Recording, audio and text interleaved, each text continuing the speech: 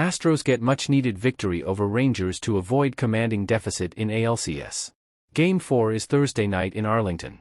The Houston Astros needed to remind everyone that they run the league until they are dethroned, and that's exactly what they did.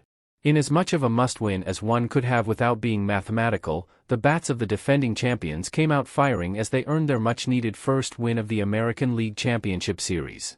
Houston took down the Texas Rangers, 8-5, to avoid a commanding 3-0 lead, and they now trail the series, 2-1.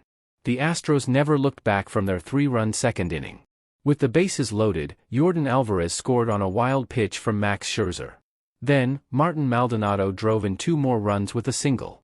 In the third, Jose Altuve blasted a solo homer, and Mauricio Dubon added an RBI single in the fifth. Josh Jung belted a 2-run homer to cut Texas' deficit to 3 runs, and Leody Taveras robbed Alvarez of a homer in the 6th, but Alvarez wound up driving 2 runs on a single in the 7th. Jung got the 2 back with his second 2-run dinger of the night in the bottom half of the 7th, but Jeremy Pena's RBI single put the Astros back up 4. Adolis Garcia's 8th-inning single drove in a run, but that was the last of the Rangers' runs.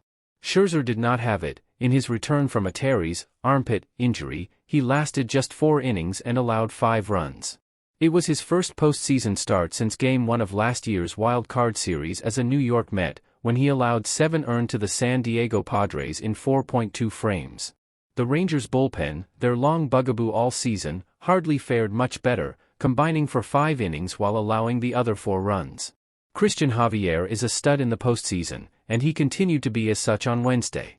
He didn't allow a hit in his first 4 innings. He was the starter in 2 combined no-hitters last year, including the one in Game 4 of the World Series. He was yanked after Jung's first homer, but earned the win.